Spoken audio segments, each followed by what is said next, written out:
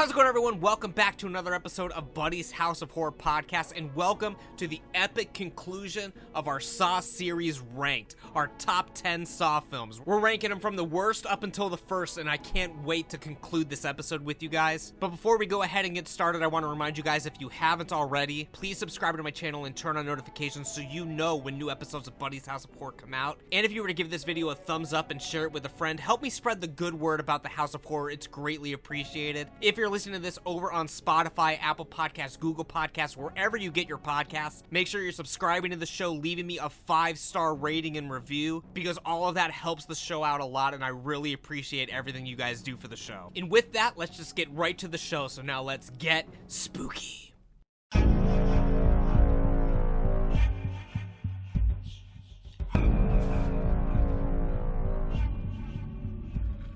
We're midway through the list. Yeah, wow, top 5.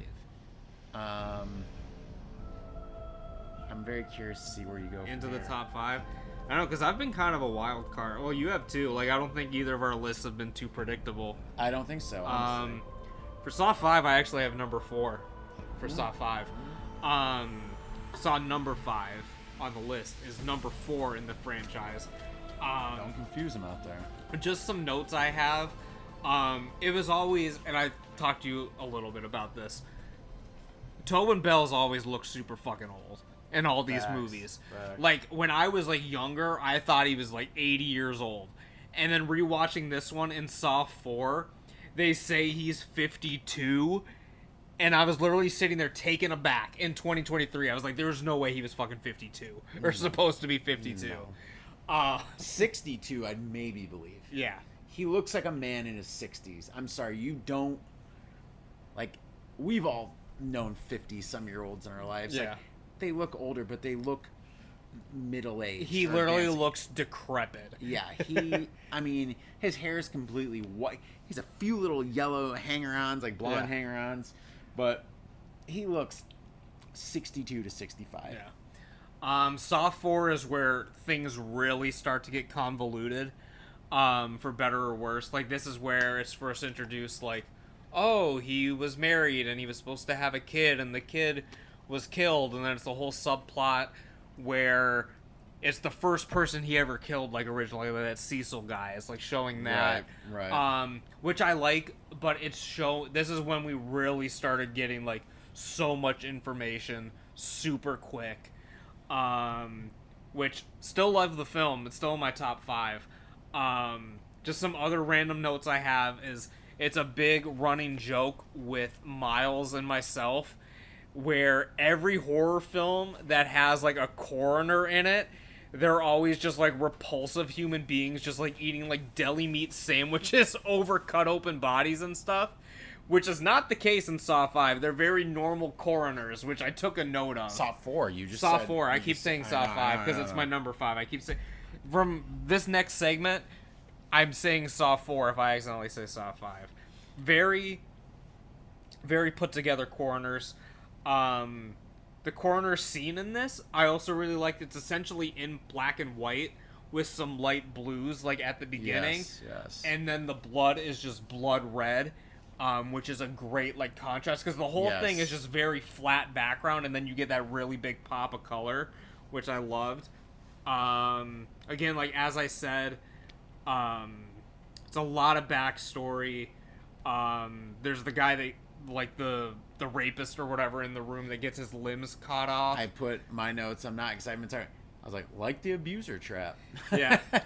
Again, this one has a good sort of, like, opening trap that actually ties into events that happen later in the film. Yes. With, like, the see no evil, speak no evil guy, he does come back later into the film. This is the first time I put a note that the game is in this many locations. Like, you're actually being opened up into, like, the world surrounding, you know, Jigsaw and the Saw franchise. You're not just in one or two, like, desolate factory locations. This one, like, the trap is actually on the move. It's in apartments, it's in hotels, they're out on the street, they're driving around. I mean, there is some world building in this one. Yeah, it goes through a lot of different locations in it. I lost my train of thought for a second. I'm sorry. I know. So, I was trying to not. I didn't. This is another one of the films that makes you appreciate 3 more, because it's taking place at the same time, and then you don't realize it until like the film's almost over. 10 minutes, yeah. Because then you see like whatever his name is, like Jeff or whatever. He like has the confrontation with Strom, yep. And you're like, oh shit! All of this was taking place like within tandem of each other. Of course, the Donnie Wahlberg kill is insane. Can we say that's like top? You think that's top 3 in the series? I think that kill's phenomenal. It's top 5 for sure. I don't know if I can say top 3 at this particular moment because I haven't really thought about it. Right. No, but it's in the top tier of the kills. Just to be able, the way they shot that kill, like the frame and everything. I mean, it's just Still watching it to this day, I watched it. I was like, just blown away. You know? Yeah. The biggest detriment for me for this is because after, and I've talked about this a lot, after they killed him off in part 3, they're really grasping at straws with the characters that they do still have. Because the main focus of this one is around characters that we either didn't really care that much about to begin with, who've been in the other ones, or characters that we had assumed had been dead. I'll talk more about when I get there, but I never cared what was going on with Riggs. He was a minor character in part 2, and in part 3 he was almost non-existent as well. He's in 1 too. He's in. I mean, he's in the series up until this point, you know. But now he has reached main character status, which for me, like at this point, is like really like grasping at, okay, like how can we continue to tie this in?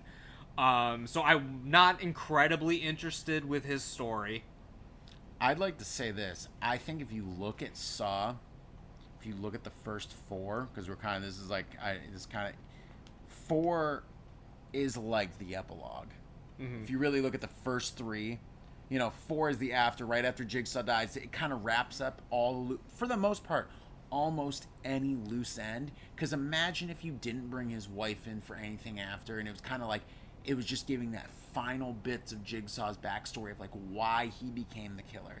It cleans up all the police and all that, and then at the end, spoiler again, but yes, Hoffman's live, Hoffman's that. Really, when I think about it now, the series should have taken a year off and really wrote, I would say, almost another strong, like, plan out maybe a trilogy or this or that. I don't think it would have. Maybe I'm completely wrong because I'm not a film producer or anything like that, but I don't think it would have ruined the series or anything like that. But I think it would have given it, you could that would have been reboot, out of any of the times, that would have been the perfect time to take a break. Yeah, because it's kind of a passing of the torch kind of film. Yes, because this is kind of the last of the traps that Jigsaw was hands-on with fully. Yes. And then after that, it's Hoffman. Yeah. So this one really does bridge the gap. So if you would have taken a year off, or maybe that could have been the last film, really. No, that's what I mean. Like if you wanted wanted been almost to. like a perfect Saw 1 through 4. Like,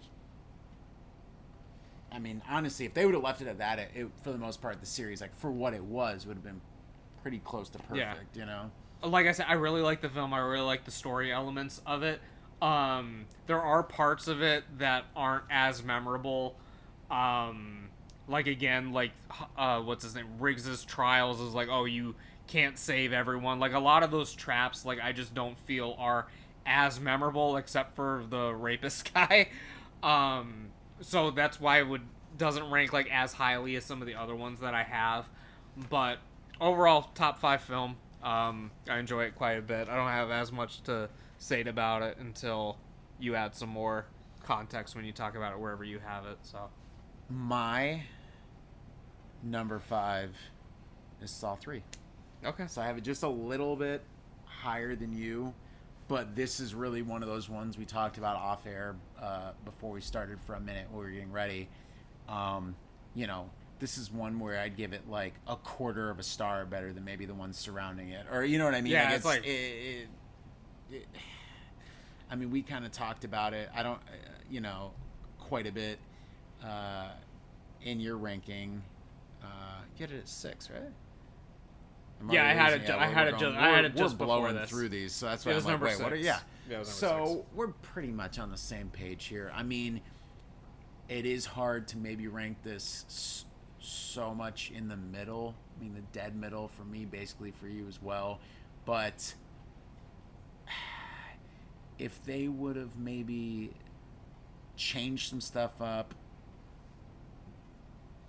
for me, like I've talked about before, cut some of the Amanda stuff, maybe added a couple more interesting things in there, really would have bumped it up to maybe even top 3, because this is really when you're getting, I would say, peak Saw fandom.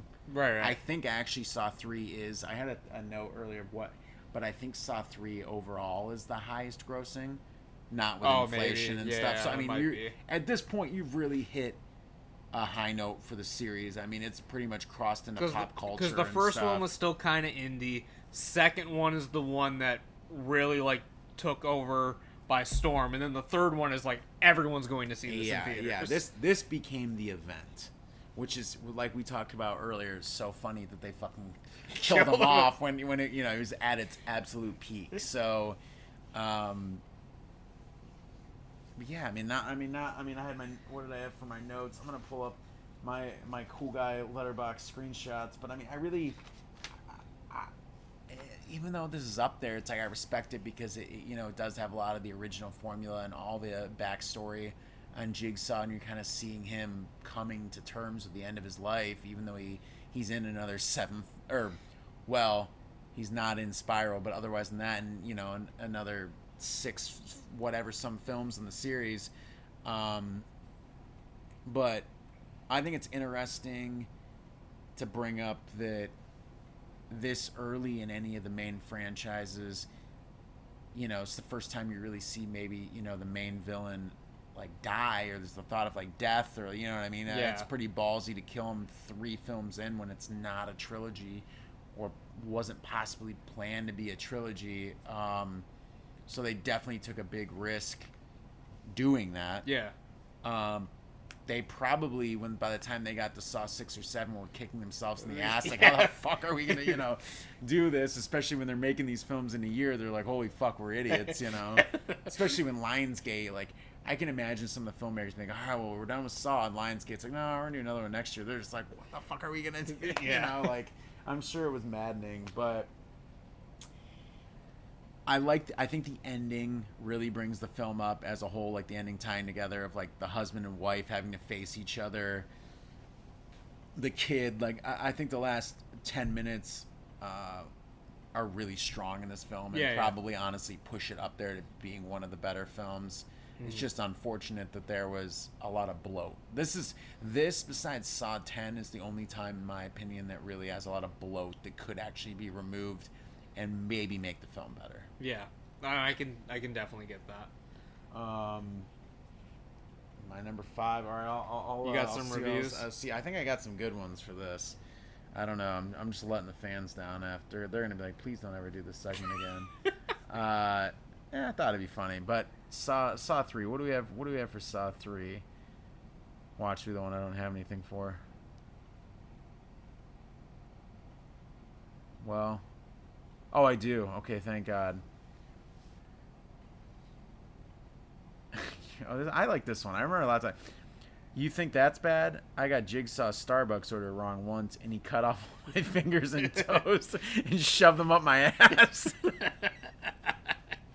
2.5 stars.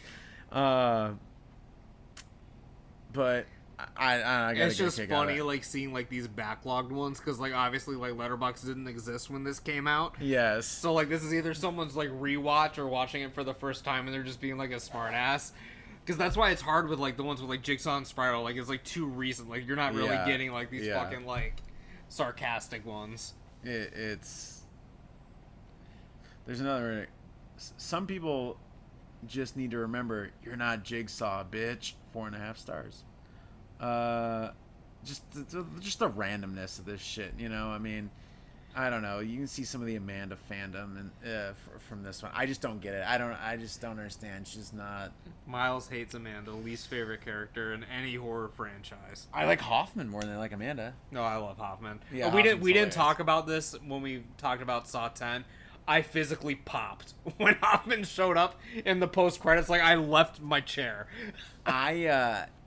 I told you, I said, there's no way he's not in this film. We didn't talk about it beforehand, but in my mind, like, going into this, I was like, there's no way Hoffman's not in this film, at least in, like, a short cameo. And when I got towards the end, I was like, he's definitely going to be in the credits or after. Like, I just knew. It was like, that's great. And as a fan, I'd rather see Hoffman than Amanda. But then you also realize how predictable the whole fucking film was, because you knew it was going to... Like, it's kind of like... Again, it's just me being a critical dick, you know, I mean... I should just enjoy some things, is what I'm saying. But I loved when Hoffman was there at the end. I thought he still looked great. Like, looked very similar to how he did, 10 plus years ago. I'd like a random Hoffman fucking little sequel in between 5 or, whatever. I mean, I think that they could have done that years ago, Yeah. Or else if they do another random, like, from the Book of Saw, like, have Hoffman, like, show up, or I don't know, do some sort of connective tissue. I think that they could do something. But now I'm way the fuck off track. Well, anyways, that was Saw 3, which was my number 5. So we're on to my number 4. This is one, like, when I was looking at this earlier, I could have put it higher, but it felt like sacrilegious in a way. Also because I know Miles hates this one. But this top 4 is, like, very, depending on my mood, could go either way. I just realized what it was. But for number 4, coming in strong with Saw 3D, the final chapter, part 7. All right. I can acknowledge it's not good. But this is my personal list. And for entertainment value, for humor, I think that this is one of the better films in the franchise. And I promise I will go through this entire segment without making any Linkin Park jokes. Rip. Because you could do a whole segment just on that. But yes, Chester is in it. I'm actually surprised that he's only in that one scene or whatever. I'm surprised they, like, made him like a Nazi, like skinhead. Like, wouldn't you think that would be bad press for Linkin Park? I don't know. I feel like at that point, they had released their 3rd album, was already out or had just come out, I think, a year before that. And they were like, I remember I took my girlfriend at the time, because she liked Linkin Park, to see them in Columbus. And this was in between us living in Maryland and living in Pittsburgh. And the lineup was Linkin Park, Coheed and Cambria, and Chiodos. That'd be the hardest show of all time. And they played in the middle of the arena, like, on the thing. Yeah. It was cool. I mean, it was a very interesting time in music, 2009, almost 2010, when things were about to flip into the new decade. Yeah, and it's like, it kind of was a weird, like, amalgamate. I'm not gonna say the word right. Amalgamation of, like, all the genres from the 2000s. When I think about that, you have your like screamo, like, I hate, but, like, the scene screamo. I know what you mean. Biggest band. You have Linkin Park that survived nu metal and went on to be one of the biggest rock bands in the world, and you have Coheed and Cambria that went from, like, Warped Tour darlings to being like Rush. It's kind of like, it's weird when I think back on it. But anyways, I always associate the franchise with Linkin Park. Not just because of this film, but just because that is also, when I think of the mid-2000s, that is the band as well. Yeah. So they're just always very tight-knit for me, so it's just kind of icing on the cake that he's also in one of the films. Well, and let's be honest, a lot of the, I was going to say earlier in the podcast, but the way the color palettes and a lot of the stuff were, music videos, I feel like, very influenced some direction in film, especially horror, if we're being honest, overall in the early 2000s to mid 2000s. You were seeing a lot of these bands, like, especially, like, with the rise of nu metal, like, early on, like 2000, 2001, especially, it was getting, like, peak nu metal, which I think influenced a lot of the directors who were fans of these bands. Yeah. Like, you saw stuff like Disturbed with the Sickness, like the blue-green color palettes, like these, like, you know, blown out, rusted out, like, old factories and all these, like, kind of, like, weird shit that they were using, or bands like Slipknot and stuff like that. Because then you got Mushroom Head doing songs for Part 6. Yeah. And the music video is like all like, it's all very new metal coded. Yeah, like all of this. Well, I mean, you look at like, you know, fans of Linkin Park, like, oh, these are the people that watch Saw. You know what I mean? It was kind, and it's true. I knew a lot of people that it was hand in hand. You know, but anyways. Continue. Anyway, that scene goes off, by the way. That's one of the best parts in it, because it's probably the most unwinnable trap in the series, because he literally, that's the one where 30 seconds and he has to rip his whole back off, rip his hands off, move like it. I mean, you would have to be doing a different function every 2 seconds if you were not glued to a fucking leather, you know, car chair. You know, I mean, it's unwinnable. That's why I said it's a little bit of a parody, because, you know, it's basically, but it's like, well, they're Nazis, fuck them, let them die, you know what I mean? So it's 4 kills in 1. So like 2 of them are kind of cool, 2 of them are lame, because like she gets her head slammed with the wheel, it tears the guy's jaw off, so those are both hard. One guy just gets hit with the car, and then Chester just goes through the windshield. So those last 2 are a little lame, but those but first Chester's 2, body double flies. Like, he flies like 10 feet out of it. Yeah. Which you think about, even I always thought about, oh, he hit that car, but was it hard enough to rip all that industrial super glue off his body to fly forward? Like, you know, just me being a fucking overcritical asshole. But anyways, I think it does have some of the more memorable traps like this late on in the franchise. I can agree with that. Some of them are a little harsh. Like, I don't think the author's wife needed to die in a fucking flame torture chamber. When she really didn't do anything wrong, because her husband was a dick. She did absolutely nothing, you know. I mean, that was a hard one to swallow, even on the rewatch, where it just seemed so unnecessary. Like, I get it, but it just has so many things in this film that I love. So hilarious. The main dude, what's his name? Like Sean Patrick Flannery, the dude from Boondock Saints or whatever. Such a dick. Yeah. He's so fucking funny. Like, there's the one scene where he has to pull the key out of the girl's stomach. Yeah. And then, like, the whole thing is, like, she can't scream or she's gonna die. And then he's like, why wouldn't you just shut up, you bitch? And he's like, you should just shut the fuck up. He's just so, and then he's like, isn't one of the traps he's basically like crying and whining? Like, it's just so, it's so over the top. It's so hilarious. The bad throw, he threw his key to his friend, and it was just like when they're in the rooftop, and well, and two, like, it bounced. I'm like he had it cupped. Why would it bounce so hard off him? Like, does that dude have literally metal abs? And it was like bouncing off like a kitchen countertop. Like, there's just so much in the film that's just like meme worthy. Of course, there's the iconic scene where 2D age Jigsaw and show that it is a flashback. You put him in the baggy hoodie and the backwards hat at the book signing, but he looks more ancient than he has ever looked in the entire franchise in that scene. But it's supposed to be when he's the youngest. They were just going off what the new metal kids were doing, because honestly, my fucking neighbor still dresses like that, and he's fucking banging his head to drowning pool on Saturday nights. I can hear it blaring out of his place. But the thing that makes the film for me, and is why it ranks so highly, is because not only is it a Saw film, not only is like a Saw like torture, like what you would expect from a Saw film, not only is it a comedy just because of how ridiculous all of it is, it turns into a straight up slasher at the end. Yeah. And I am obsessed with it. Yeah. Hoffman goes full Jason. He goes full Terminator. Yeah. Like, literally, that whole segment is the hardest thing I have ever seen. Yeah. Well, I told you here's the flip side of the coin. Yes, I'm being a little critical of the Saw series. I am. but we're doing a fucking podcast, and I'm rewatching some of these films for the first time in a decade plus. They haven't necessarily aged well.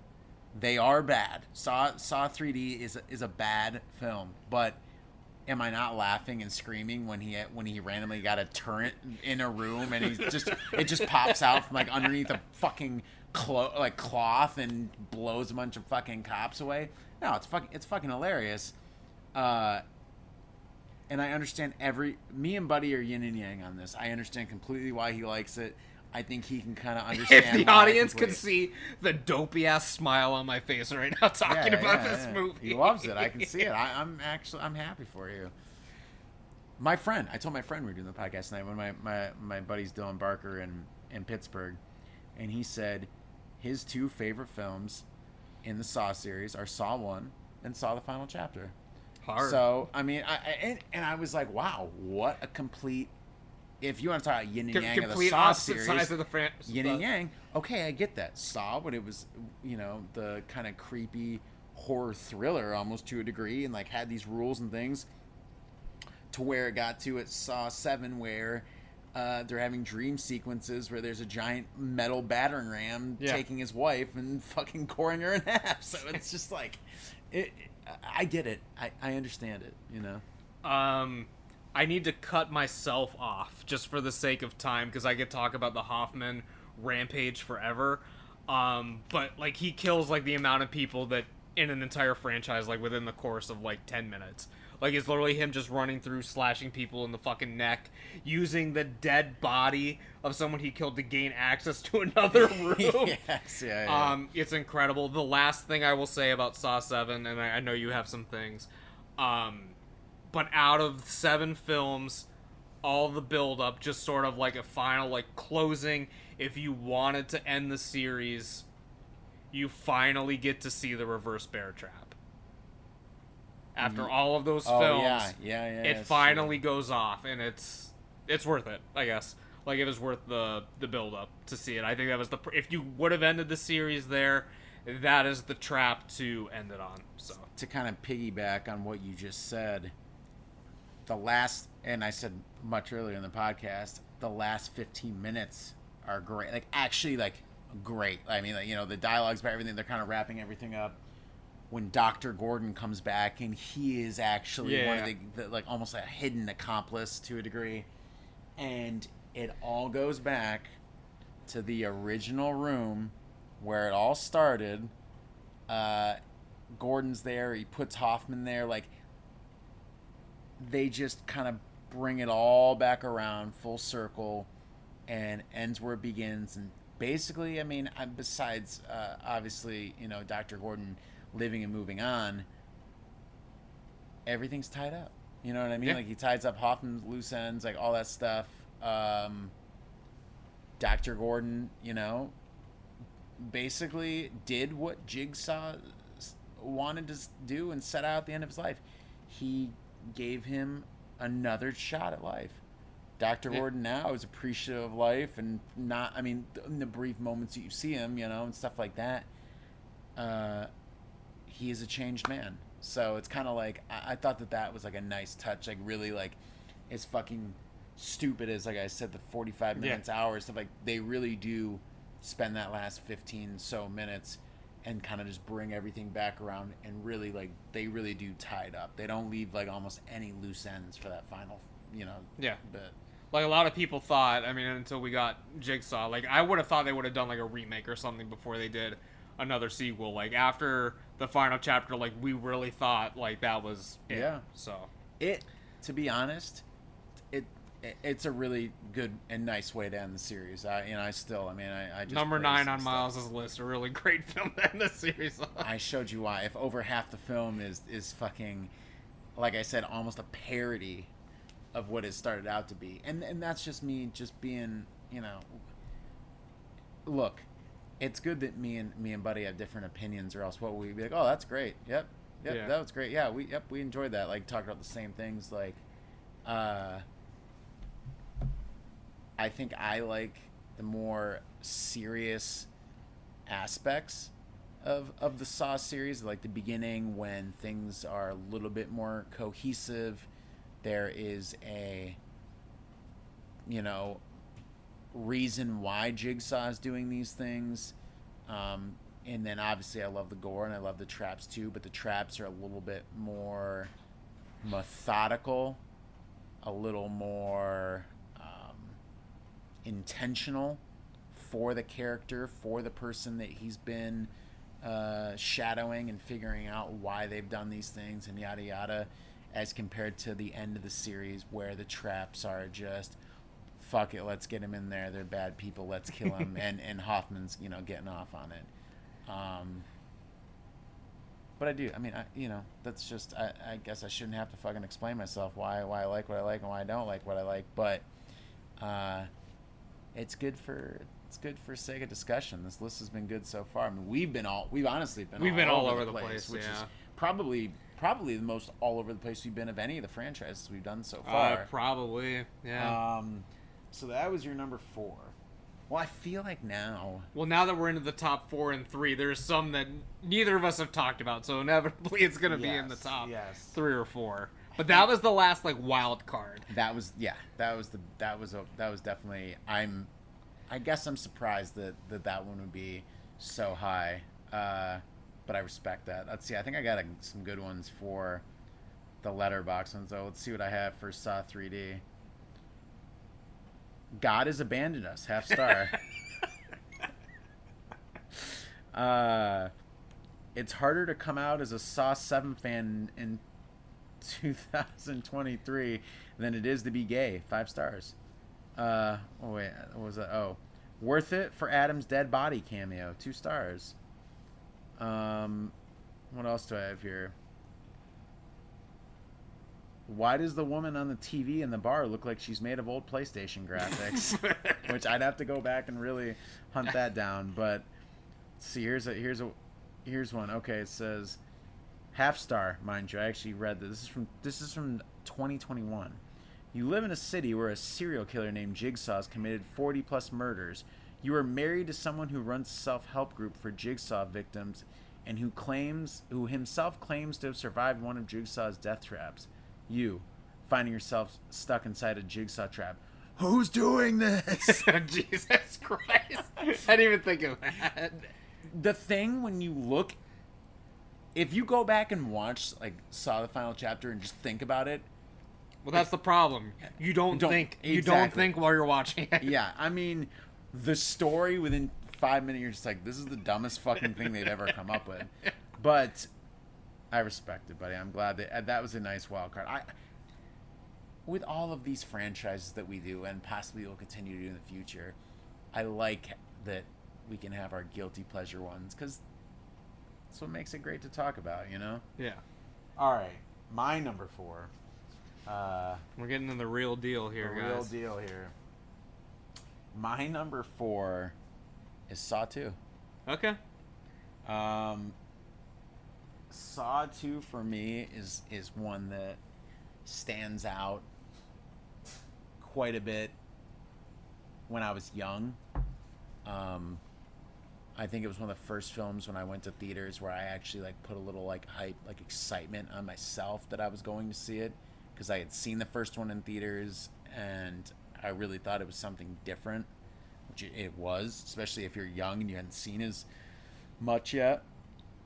And to be fair, there weren't a lot of films like Saw or the Saws before this. Mm-hmm. After that, with the boom of straight to DVD films and stuff like that, there were so many imitators and so many things that look similar and stuff like that. But at the time, especially, in the early 2000s, coming off, in the middle of like a remake boom and like the J-horror stuff, J-horror remakes as well, there wasn't really much out there like the Saw. Yeah. And I think that's why, it kind of flipped the script and why it was so successful, because people were kind of sick of what had been coming out the past few years. But 2, when I go back, and I've watched 2 probably the most besides the original, I would say. It hits a point where it's like in the house, like in the main trap, and I'm like, oh, it's got to be almost over, right? It's got to be over. just feels like it should be over, and I look and there's 25, 30 minutes left of film. I'm like, oh, really? And it's like,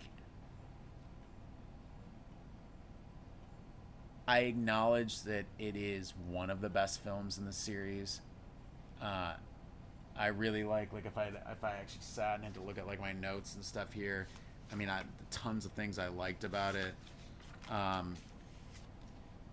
You know, I like that this one's like a connecting, fully fleshed out story. You're starting to see some character depth with like the police. You're starting to get to know them a little bit, which you'll get to know over the next couple films as well. I will say that like I guess I have some gripes in this too, but it kind of becomes the blueprint for the Saw series. You know, none of the characters really in the main like trap, none of them are likable really. You know, these are ones where they just can't work together to save their fucking lives. I mean, it, you know, I feel like it again sets the blueprint where they're a little bit more realistic, like they actually talk like humans to a degree in this one, you know. I will say one note, and it's not a bad thing. It's like Saw 2 to me looks like it came out like multiple years after the first one, but I think it has the factor of it has probably double or triple the budget of the first one, where it just looks like a much sleeker, much different production. I know it is a different director, it is different, but it looks, because I watched them back to back, you know, this time, and it just looked, it's jarring visually. Like it does look a lot different to me. I also put one note, and this is again, I'm being a little bit critical, but it's like I almost wish that this film would have started off with Wahlberg's character walking with his son, and almost not a trap, like maybe a little bit more of a slower intro, because the first one has one, and then have that trap right before they go into like the crime scene, or do so, just kind of flip the order of the first few minutes. That's just me nitpicking, where I think that there are things in this where it's like, definitely could have made this maybe the best Saw film for me, or like up there, you know what I mean? Just like some sequencing. Just some sequencing stuff like that. And like I get, like you want to like grab the audience's attention like instantly. Yes. But then also you could take kind of like what the route they did with the original Saw or Saw 10, because they're really the only ones that did this, where it's actually building it as a story. Not, we need to have a big moment before the opening credits. Yes, yeah. I think the Saw 2 would have benefited from that. But Saw 2, when I think of the series on a positive note, like the needle pit trap, and seeing that in theaters, you know, as a kid, that was like, I'll never forget that. That's like a visually, like I was talking about Saw with someone random the other week, and they brought up the needle pit, and I honestly think that is, you know, you think of all these complex traps and the bear traps and all that, but really I've talked to multiple people where the thing that stuck with them is seeing Amanda's character thrown into a fucking pit of needles, because it's shocking. I mean, you thought maybe when you were watching it, like, oh, she'll slowly climb down in or whatever, and they toss her. Yeah, I mean, it's a straight up one of the first, I would say, evil moments of like humanity, where there was like no regard for someone or stuff like that. I mean, it was very, very jarring. And a lot of times when I think about the Saw franchise, I think of two images, you know, the bear trap and being thrown in the needle pit. Just like, you know, like those are like I guess core memories for me. Both with Amanda. As much as I said, I like Amanda as a means to an end. I don't like her as I'm on screen for half of a film. In two films now. Yeah. I will say Amanda's much more, she's a lot better in Saw 10 than she was in Saw 3. Yeah. Which, again, makes me not understand, because her character acts completely different in 10 when she's supposed to be younger than she is in 3. If you think about it, it gets all fucked up. But I like 2. I just found over rewatches that, again, nostalgia. The nostalgia's worn off for me for a little bit on 2. And, you know, as you'll see, I think I like a couple of other sequels a little bit more now. So I'll wait to talk about Saw 2 more, really, or hear, you know, kind of vibe off your thoughts when we get there. So that was my number 4. So I think we're into the top three. I don't think I know we're into the top 3. So I'm very curious because obviously there's limited options left. I'm curious if our number 3 is going to be the same, or if you have this as your number 2, because I can't imagine this being your number 1, personally, although it is very good. For number 3, I've got Saw 6. That's also what I have at number 3. That's your number 3, okay. This is the first one we had. No. Yeah, this is the first one that's been we both had the same. Okay, all right. So number 3, we got Saw 6. So out of all of the Saw sequels, this one is by far the one that I've seen the most. Okay. Saw 6. Okay. Partially because it came out in 2009 and it was released onto DVD a few months later, around when I was turning 18. So this was the first one I went to a store and was old enough to purchase. Oh, wow. Like, all the rest of them were, someone's parents is going to rent it, someone's going to, buy it for us or whatever. This was the first one that I bought. So this is the one that I watched constantly, because it's the one that I had. It was the one that had just come out, released. Right. So I remember me and the girl I was with at the time would just watch it constantly. This is also the one with the Mushroom Head music video in it. Right. And coming up in Northeast Ohio, Mushroom Head's a little bit of a big deal around here. Especially back then. I mean, I went to school with some dudes who played with Mushroom Head multiple times and knew some of the members. My band opened for Mushroom Head around this time. Yeah. Too. So this film was a big deal at the time for me. On top of that, it's just one of the better Saw films. I mean, we both have it as our number 3. It's again, now this is the guy that directed Saw 10. He, to me, he's just one of the better, if not probably the best director in the Saw series. I think that maybe Darren Lynn has a slightly better, he has a visual flair, or more of a visual style. Yeah. But this guy is probably, James Wan is a better director than him.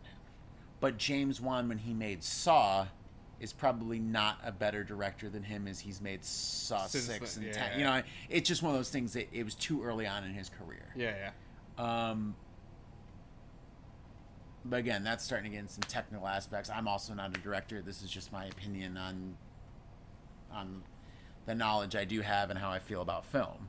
But anyways, this is on. I guess it's both of us. So I guess we can kind of equally talk about this. What are some more notes you have for 6? Out of the things that I like out of a Saw film, this is the one that does a lot of it the strongest. I think this one has one of, if not the most memorable, besides Saw 7, so both from the same director, most memorable opening segments where they're sawing each other's their body parts off into the weights or whatever. That scene is burned into my brain. I put first time characters actually try to play the game with no hesitation. Yeah. They just get right. They're not crying, they're not whining, they're this is it. And I think maybe that too is because maybe this is in my head, but I think they understand right away oh fuck, this is Jigsaw. We're in a Saw trap. Yeah, now, in the world they live in, Jigsaw's such a big deal. They're no, we're gonna be dead if we don't do this. We have to fucking Well, because, do this. in contrast with 4, which I know by default is in your top 2, their opening trap is, somewhat similar, but they don't know what's going on. Yeah. And one of the guys can't even see. Yes. So, there's a lot of confusion going on. This one, straight down to business. There's no fucking around. The one dude's super cocky because he's oh, I'm a fat guy, I'm gonna chaw off my stomach or whatever, not realizing that this person's gonna literally chop off. I can't remember if it's an arm or a leg. Chops off her whole fucking arm and throws it into the thing. So just incredible opening moment from there. Like I said, it's one of the ones I've watched the most. I mean, you get to see Agent Strom's mangled fucking body as they're opening up the end from 5, which I thought was cool because it's also a very direct. We're seeing some great continuity from film to film with this. I love the whole main critique on the American healthcare system and what it's done to some people, and like Still very relevant today. It's extremely relevant. I mean, look, he even tapped back into that on Saw 10. On the newest one, yeah. Yeah, so I mean, it's very relevant. Some like funny things I put was like a lot of the shit that Agent Perez does in this film is fucking stupid, but it's like in a bit of a fun way. I'm not just like completely like I put Perez clearly sees that Hoffman has a human shield and fires her gun anyways. Like just like dumb, like stuff that like as a cop, like a trained police officer, why would you do that? I also put she acts like she's never handled a gun before. I liked Perez's character. Like I actually thought she was like she had good facial expressions and some acting, but she just wasn't like, you know. Now as an adult, maybe I am looking at it a little too critical. Maybe I also looked at critical because we were doing a podcast. I actually wrote these notes as I was watching the film. But you see little things like that. You're like, oh, she's actually one of the better actresses in the Saw series, but she can't handle a fucking gun to save her life. You know what I mean? Just little nitpicky things. What do you think about the Amanda tie-in? I loved it. Oh, I think it's great. Yeah, I think it's a great, like, somewhat shocking plot point this late in the series. Like, you know, I kind of feel like, again, as I watch this, I feel like there's a lot of like recaps or little add-ins or tie-ins or tie-ups, like tying up some more loose ends. Where do you think that they knew that they were going to make Saw 7 and it was going to be the last one? Because I feel like they were really heading towards that. Well, from what I heard is because like Saw 6 was at the time like the lowest grossing, so as a necessity they knew 7 was going to be the last one. So I don't know if it was intentional going in. It's just because this one didn't make as much money. But it did seem like at that point they really are wrapping things up, or like maybe trying to enter another new era, because like this is like midway through the Hoffman stuff, so I don't know if they were trying to do something different for the last one, or if they really were trying to wrap it up with 7. I don't know, I wasn't there, but I know it kind of feels like it though, right towards the end. Even watching it now, I got that like the impression. Some other things that I liked about it, like I said, I like the ones where the main characters are kind of like going through these trials. This is the first guy that like he deserves to be there, who's doing this, because like in part 3, like, oh yeah, he's mourning his son, he's kind of a dick to his wife or like whatever.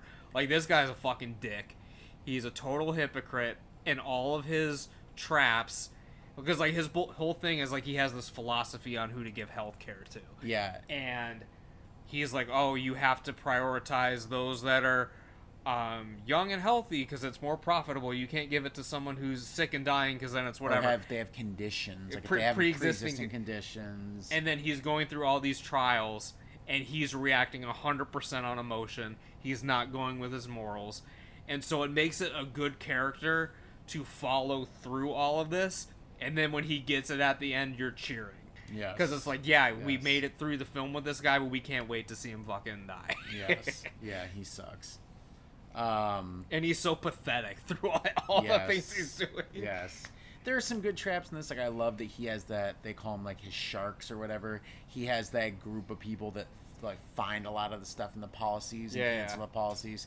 I love that the trap is that he gets to choose which ones of them live or die.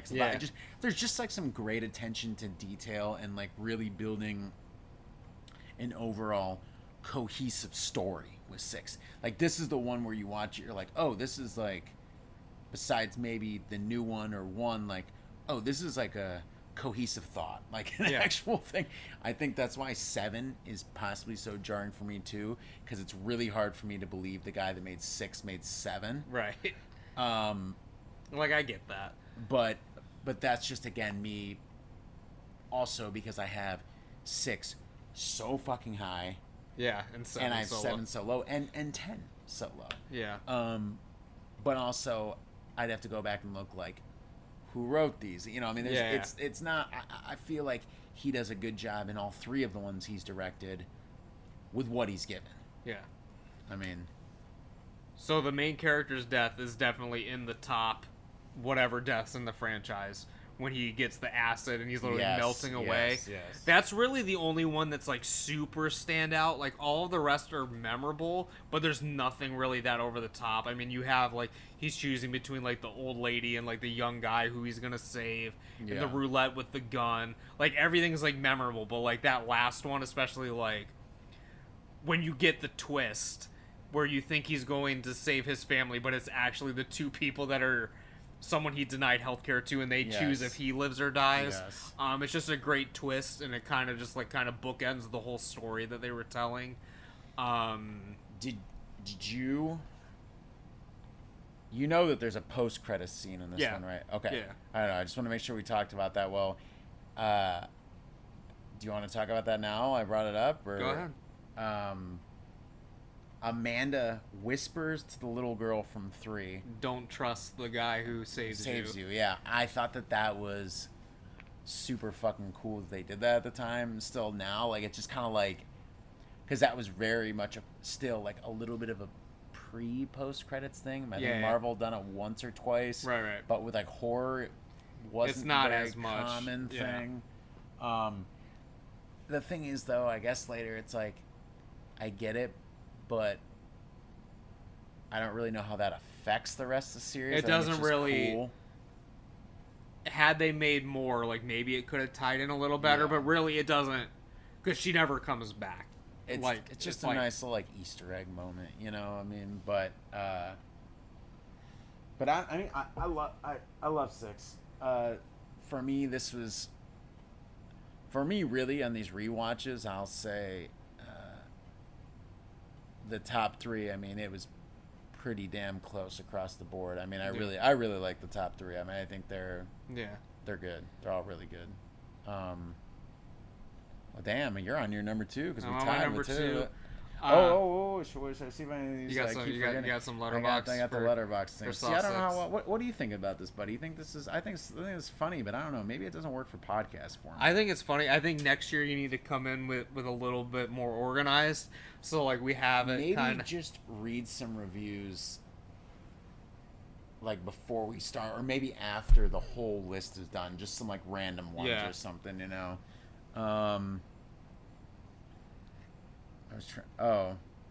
John Kramer hates cops, politicians, insurance companies, rapists, racists, murderers, capitalism, abusers, cheaters, and we're the ones calling him the villain?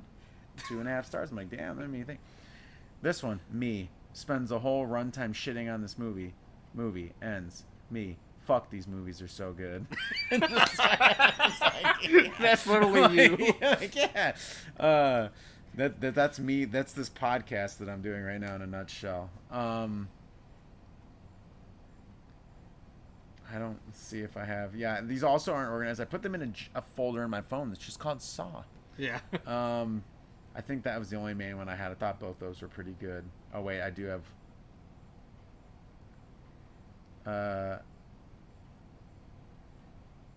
Best moment goes to the pound of flesh trap where the woman lifts her shirt up and realizes she has abs and can't cut anything off.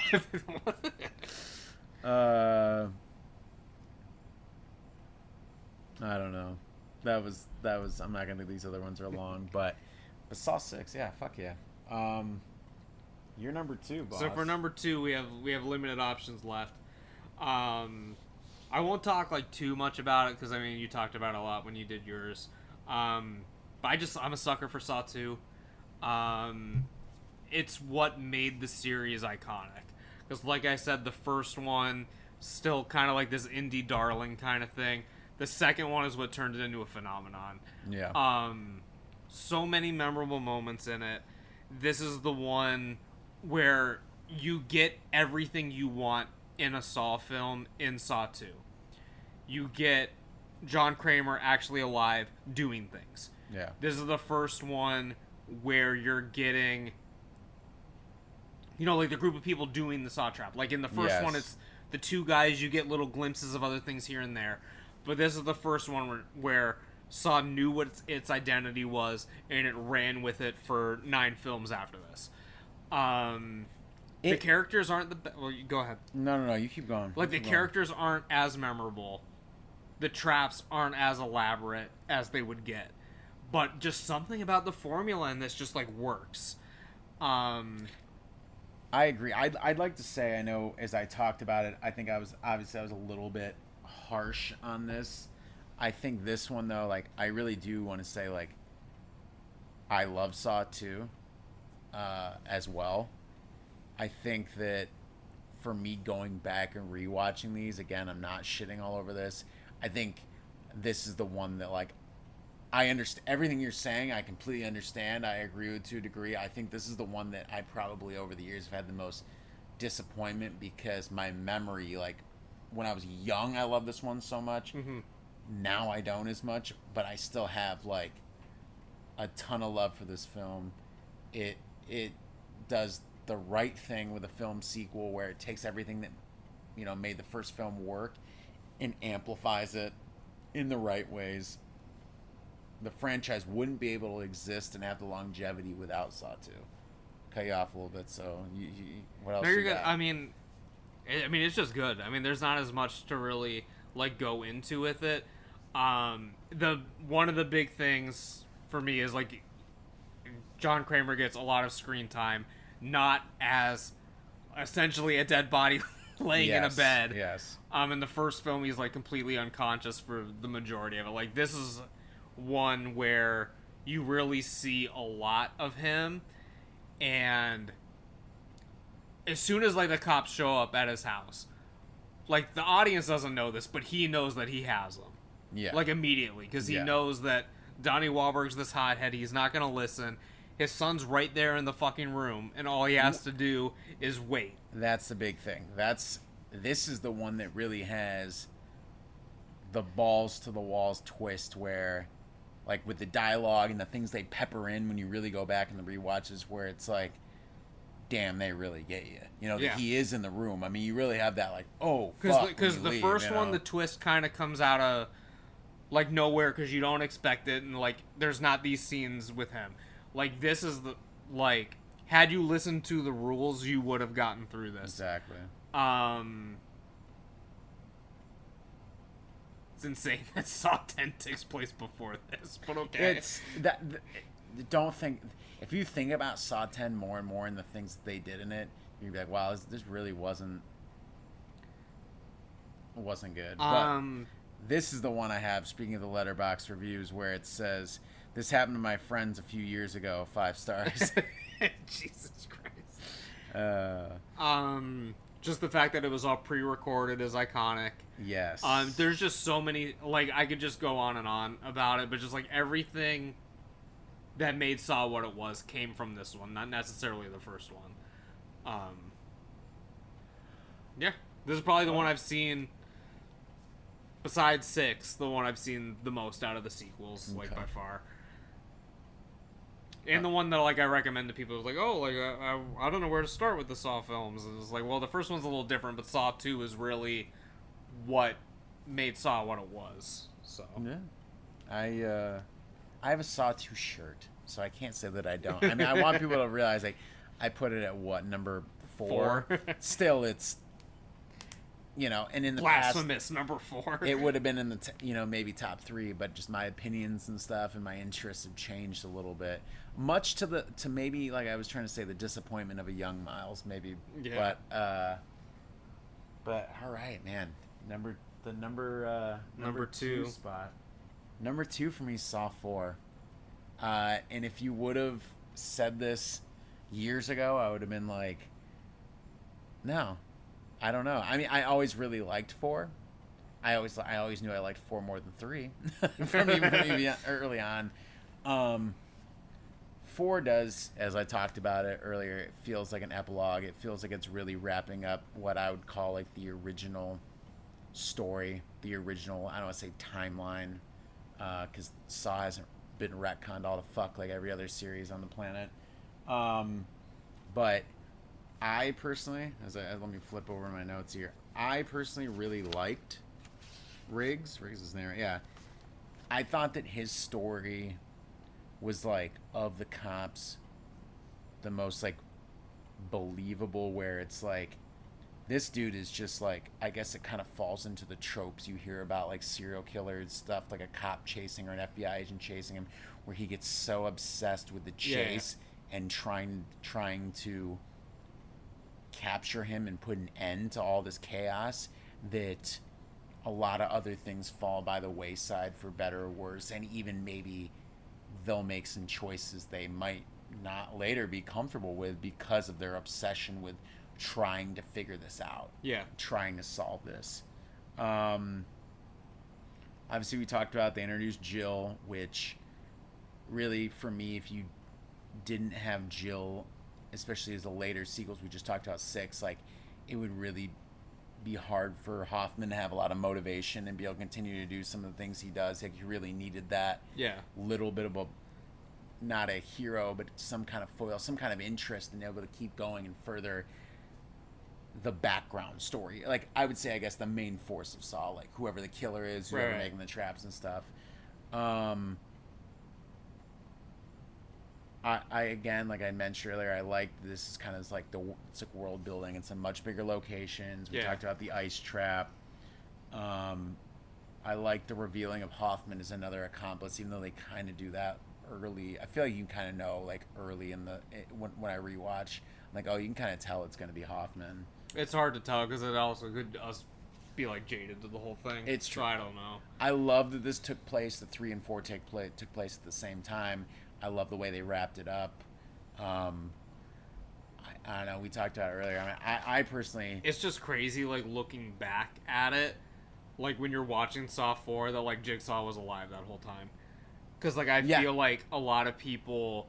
Because, like, the film opens with his autopsy. Okay, so, like, when you get the twist that it was happening, like, in tandem, like, I feel like a lot of people, like, genuinely didn't expect that. No, I still think that like you talk about for your number 2, where he was being honest, you just have to sit there and talk to him and get your kid back. This was another one where 3's twist was good, but it wasn't so much of a wow compared to 2, where like 4, when I got to the end and they were unveiling everything over the last 10 minutes, I was just like, oh shit, like, wow, fuck, you know, like, I don't think really, and maybe that's why it's both of our number 2s, I don't think the twists ever get better for me personally than Saw 2 and Saw 4. Right. Yeah. I mean, those are really the ones where it's like they really put a lot of thought into like all the dialogue through the film, where they were going, where they were building, that you just don't, even as good as 6 is very satisfying as a great ending, but it, besides, you know, like you said, them not being his family. It's not a huge twist that affects the overall story. Yes. It's a twist within its own story that it's telling, but it's not affecting the rest of the series. Yes. I mean, I just, again, on the rewatch of rewatching this, 4 was one of the ones I was most excited to rewatch because I just always had, you know, if you'd asked me, you know, 4, I'd say like, oh, probably like, the thing is, I always, even going into this, I was like, in my mind, I'm like, the even sequels are all really good. Yeah. 2, 4, 6. You know what I mean? And it's funny because you brought up Halloweenies earlier, but they haven't done a full Saw series thing. They said they won't because how bad these films are. But they said they rewatched them. A couple of the guys on there rewatched them during the pandemic where they just binged all of them. Yeah. They love Hoffman, by the way. They're big Hoffman fans. But they said like it's crazy how they felt like the even sequels were so good, and then the odd one was just like a strange for them too. So I didn't feel alone in that aspect, I guess. But yeah, I just on these rewatch, I just really love Saw 4. I mean, I think 2, I liked Riggs' character more than I liked Donnie Wahlberg's, because going back and rewatching, like, he's just constantly saying the most, like it sounds like Rob Zombie wrote him in some lines. He's like, "Foggity folk," you know, it's like so much to the point where I'm like, this guy's a detective. Like, you know, I get the hard-boiled, little rough around the edges, maybe smoking cigarettes detective, but like there were whole fucking dialogue points that were just like, just awful. And I felt like Riggs was a little bit more of like grounded, leveled. His dialogue felt real. He had the moment in the beginning of 4 where he's going home and his wife is like, basically like, I'm not coming back till you, like, you need to choose this or that. Like, it just felt I just like the way that the story was, especially on rewatch, of like, I felt like this could be the most practical, I don't know, Saw film, if that makes sense, like, with the characters. They felt real. They felt lived in. The world felt lived in. It felt real. But I'm gonna do my Letterboxd thing for the second to last time. And then I think we all kind of figured out what number one is. Yeah, right? process of elimination. Well, I don't think, at least for me, I think the audience would probably guess what my favorite Saw film would be. But watching the J-Man's cock and balls in the first 5 minutes makes this one an instant 3 stars. I was going to talk about that, how I forgot that you see Jigsaw's ball sack and dick in the beginning of part 4 when he's just on there, and I'm just like, oh, they really like, oh, I forgot that they just like, oh, we're just going to show his nutsack in this. What was another good one? I got a lot for these. Hello, Detective Hoffman. If you're hearing this, then you found the tape inside my stomach. In front of you are my cock and balls, which are set to explode in 60 seconds unless you can cut out the bomb and deactivate it. Is it in the left testicle or the right testicle? Live or die, Hoffman. Make your choice. Jesus Christ. Just shit like that. I think I had even fucking more. I don't know. There were some good ones for 4. I probably won't go into any more for the sake of the podcast, because I could probably be here for a while. But should we talk about the second time that in this podcast that we have the same ranking? Oh, and within this podcast. Yes, let's say within this. But this is the third. This is three out of the 4 rankings we've done. We've had the same number 1. The only one that was different was Halloween. Yeah. But obviously, the original Saw is the best one. It's the best one. I mean, there's no, there's just no like, way what do you around even it. say? Like, I don't even know what to say when we're at number 1. It's kind of like when we did. I know it was a big shocker in Halloween, where I love Halloween 2 a little bit more, and that's probably the biggest shocker in any of these podcasts. But you can also admit Halloween 2's god tier. I mean, you know, Halloween 2 is another 5-star classic. Yeah, exactly. Okay. Like, Halloween 2 is 5 stars. Halloween, the original, is 5.5. Is there? The first, like, Dave Meltzer, broke his own rating system. Bro, fucking your boy Edge debuted in right? AEW. Well, we can't talk about that anyways, in the middle, there you go. We're dating this well. We'll see. Like, if anything crazy happens when I go back and re-listen to this podcast. If while this is on my brain, just one quick sidebar. We watched Scream 4 the other day. Kat, you're identical. That fucking kid in the movie with the long hair. Oh, really? I don't want to reveal anything about Saw 4.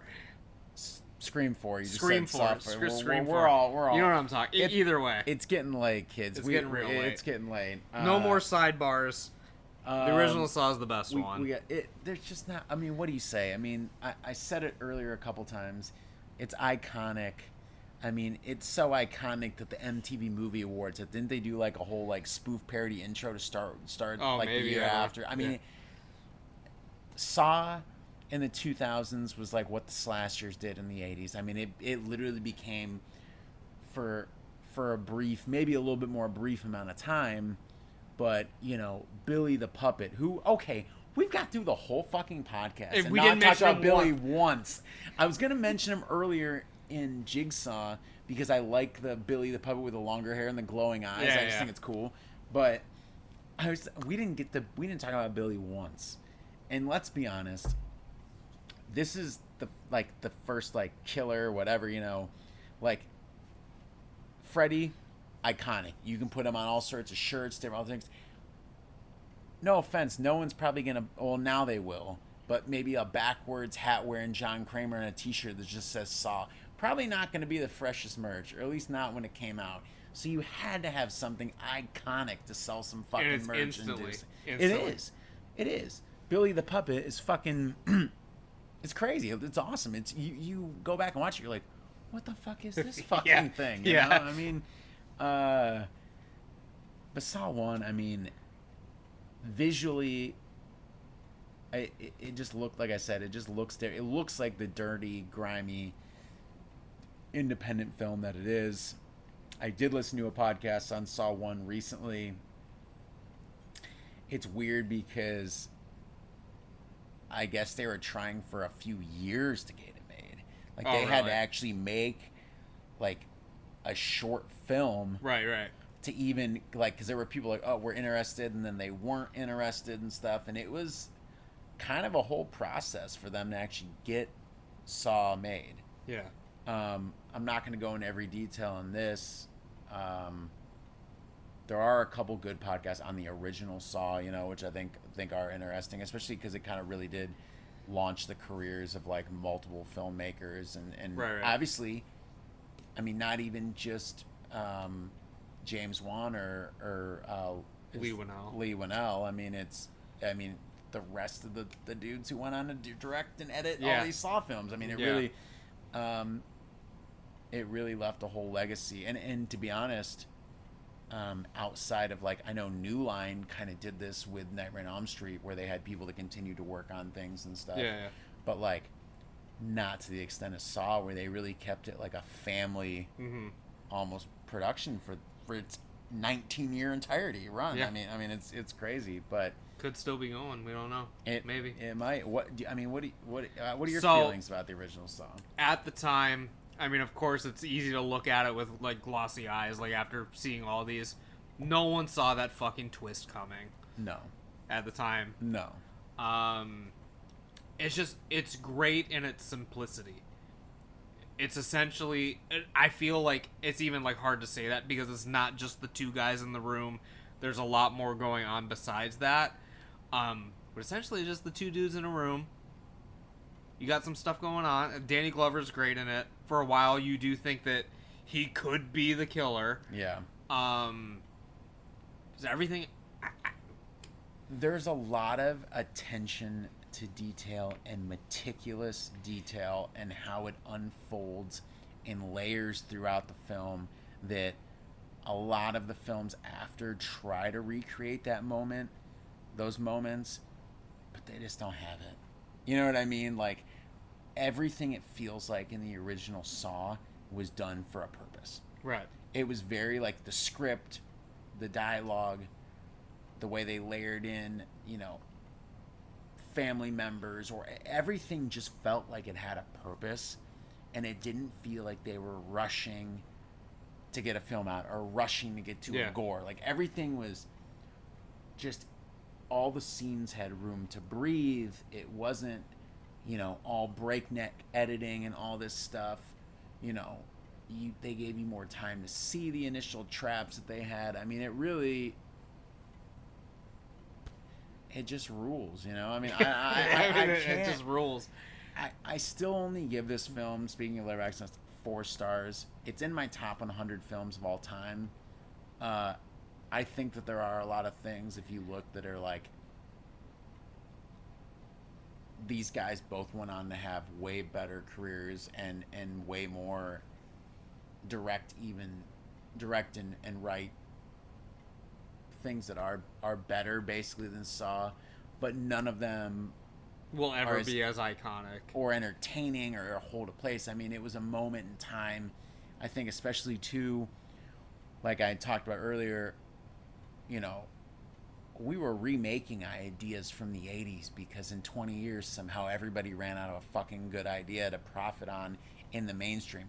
We were not only remaking stuff from the 80s, they were buying film properties of films that came out 2 years ago in other countries and making Americanized versions of them because for some reason they couldn't think of anything. They were so devoid of any original idea or thought. It was definitely a low point. It changed, like we said, it changed the genre of horror immediately after that. And yeah, they would have, quote unquote, maybe more like profitable films and stuff that might be like, nothing will ever be as well known as this for them. No. I mean, even because like Lee Winnell is like an actor too. Like, yeah, he like wrote and starred in Insidious. I mean, he's not like a main character, but like everyone's gonna think of him in that fucking bathroom. Yeah. Like, you know what I mean? Like, it's never like James Wan with the Conjuring universe, some of this. I mean, there's some things, but everyone, like you said, they're gonna go back and be like, oh, it's a dude that did fucking Saw. I mean, just like John Carpenter. Like, yeah, he did the fucking thing. Everyone's gonna know him for Halloween. Yeah. We haven't talked about the theme song at all. Also instantly iconic. And that's the biggest thing too. If you want, it just had everything. That you already knew what I was getting at. The reason why a lot of these horror films or things don't stick, why they can't become franchises, is it takes multiple puzzle pieces to make something iconic puzzle and make pieces something just like work. Jigsaw. Exactly. Yeah. All of the main big horror franchises from the past had an excellent, iconic score that got stuck in your head. Or, let's say in the case of Psycho, people that have never seen it know the they have things that make them stick out and stick in your conscious and subconscious immediately. You hear of not even horror fans, of just the general public knows the Psycho theme. Yes. Knows, I mean, they'll probably call Billy the Puppet Jigsaw, but they've seen it. They know what it is. But you know the bum bum bum bum bum bum bum bum bum. You know, like, I mean, I can do that right now, and it's like everyone knows what it is. I can't do that for, there's probably 5 franchises. I can tell you the score, like an aspect of the score, stuff like that. I love music, but like, I can't do all the score to, let's say, Indiana Jones or something like that. I'm just using an example, but it's like they had the iconic music, which also in modern horror is something I think is missing. Horror scores and stuff nowadays are fucking shit. I mean, they're just blah. Had the gore, had the unique way of killing, because before this, a lot of horror films, it's being stabbed or slashed or something. Like this was like a whole trap. I mean, it's a trap. Had Billy the Puppet, had the look, it had its own visual identity again at the time, even if it didn't age, certain things didn't age well. I think Saw 1 is aged great, actually, compared to the other ones. Again, the dialogue, even though at times I know it's bad or I know it's not the best, it's still light years better than half the sequels. Yeah. They sound more like human beings still. Yeah. I don't know. I mean, it just started so much for pop culture, for not even like in film, just in general. Like haunted houses are huge. A lot of them are based off of Saw. Escape rooms. That's what I was going to. Escape rooms almost owe their entirety of their business model to the Saw franchise. Especially the first one. First one. It's just done so much for the industry. I'm thankful that I was able to watch these as they were, like, at their peak. Because, like I said, I mean, it's awesome to go and rewatch the original Halloweens or Nightmare on Elm Streets or whatever, but, like, we weren't there. Yeah. Like, we were there for this. And it's just unique because, like, as I said at the beginning, like, I don't know if we'll ever get that again. Well, these two, like, now something that we didn't talk about, it's like streaming, on demand, all these things. Like when these came out, and this was even, I know you talked about home video, but this was even home video was like sometimes waiting 4 to 6 months before they would release a DVD. So if you wanted to fucking see this thing, you had to fucking take your ass to the theater. I mean, for months, unless you'll see it half a year later. So when I would go to these things, like I saw them all opening weekends, most of the time it was asses and seats. Every fucking row was full. I mean, it really was something that now with the business model and stuff like that, it'll probably never be recreated again. I mean, for an example, not a big box office guy, but I read the thing or whatever, a little article.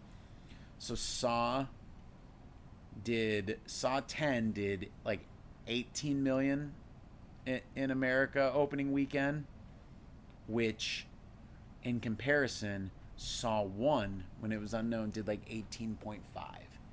So Saw 10 did less than the original with half, let's say not even half the market or whatever. Mm-hmm. So think about it this way: half the people with inflation, or maybe 60% of the people, aren't going. Either aren't going to the theater or this or that. Because you got to think, it made that money back when tickets were $5 a piece. Now tickets are $10 to $12 on average. So again, I mean, half those theaters were what? I mean, they were half full. So I just think the business model has changed, and I'm getting off on a tangent, but the business model changed so much that, like you said, and I was thinking about this a lot when we were talking, there probably just will never be another franchise like this, or especially like with a pop culture phenomenon,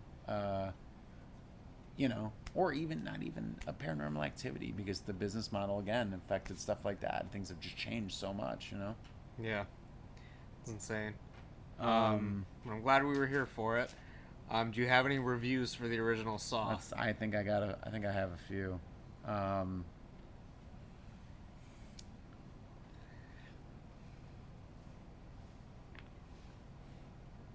If you turn it off before the ending, then Adam is okay. 5 stars. This is what no pussy does to a motherfucker. 4 stars.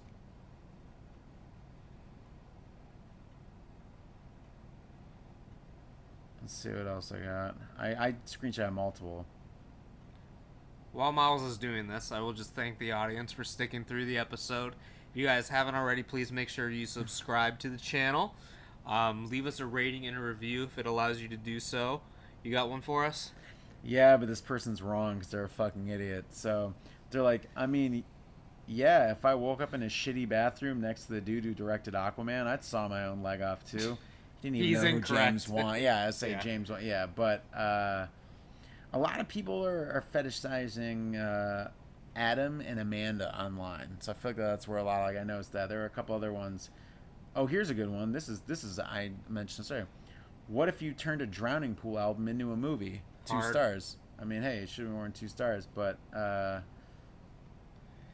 anyways, I think what if you turn a Drowning Pool album into a movie? That speaks loads of what was going on at the time. So I don't think I'm gonna read any more after that. It's nice to know immediately after this film, within the franchise, in Saw 10, and what year is this supposed to be, like 2003? Got a big ass fucking flat screen TV, nice security system. Goddamn. It's I don't want to talk about it. The more you talk about Saw 10, it'll end up being the lowest on my list. I have some controversial ideas, so I don't want apparently, I mean, it got beat out by Paw Patrol this weekend. So I mean, that was the #1 film in America, was Paw Patrol, Mighty movie. Well, people were doing the Saw Patrol double feature, like they were doing Barbenheimer. Oh, were they? Is that some people were? Oh my god! But then everyone else was also bringing their kids to Paw Patrol. Jesus Christ! My cat's sneezing. I mean, I'm glad that we took the time to do this. It was really great going back and revisiting the series. It's been, in some of these, Spiral and Saw 10, first time watches, so it was kind of cool because it was like something new. Buddy's watching his cat. We have like multiple animals moving around during this. We're trying to make sure that they're all safe and all okay as we're trying to do this. Half of this was recording a podcast, half of it was taking care of animals. It's true. It's just true. So if we space out a little bit at times, that's exactly it's exactly what's happening. Well, if you listen to one of my other episodes, Binky was literally chewing on my screen during it, and I had to stop the podcast and remove him. Christ. But yeah, on that note, we'll wrap this thing up. Again, Miles is going to be on some episodes coming up soon, just some more laid-back discussions, and I still want to get you on for some more. We got to do our follow-up for 3 films that have gotten worse over time. Yes. We got to do that soon too. Yes, we should. We'll leave some of the episodes that we're gonna do up to mystery. So Miles, you got anything else to say to the people at home? this is the first one, and I won't go into my personal life too much. I think it's the first one I've done also completely sober. So if I'm, maybe I sound better, maybe I sound more boring. I don't know, but I don't know. Just if you made it this far into the podcast, thank you for listening. We actually spent some time handwriting notes and going over things. I think a lot of it didn't make it to the podcast, but that's okay, because for fuck's sake, it would be a 4-hour podcast.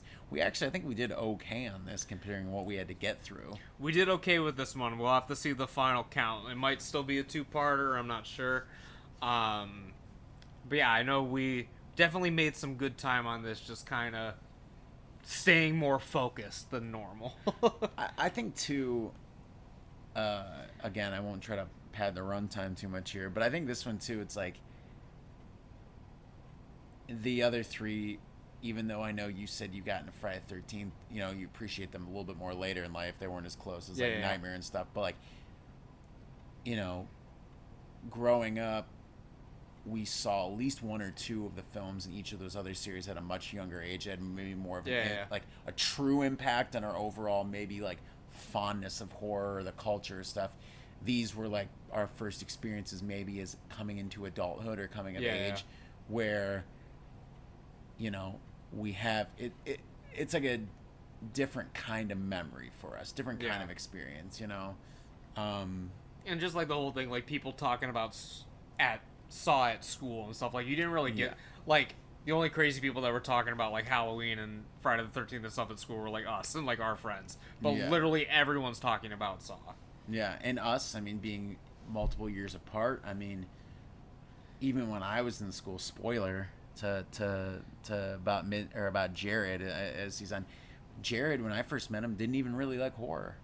He liked Halloween. He didn't like anything else. He really didn't get into Saw. Actually, was a big gateway for him, because a lot of those times I was in theaters. Me and Jared saw multiple Saw films in theaters together, opening weekend or opening night. So Saw for my grade and my immediate friends kind of was gateway horror for them, what I mean?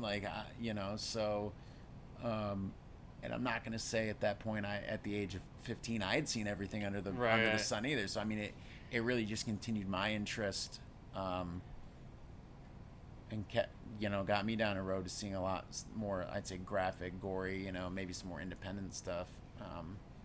But we'll see if we can make it a 5th year and a 5th franchise. Yeah. Do you have anything in mind? You think you got something? I don't have anything in mind. We'll have to discuss it. I can jokingly say Paranormal Activity, but I think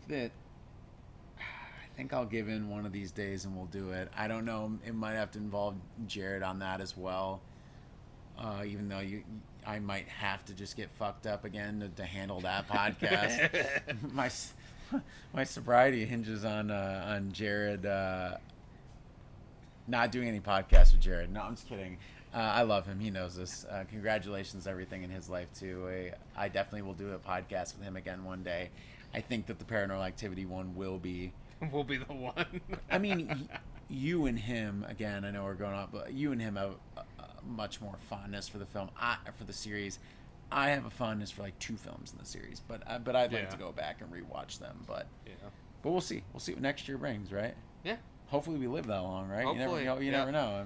Knock on wood. Cheers to that. Thanks for coming on, Miles. Thanks for everyone Thanks for everyone for listening, and we will see you in another episode of Buddy's House of Horror, coming very soon.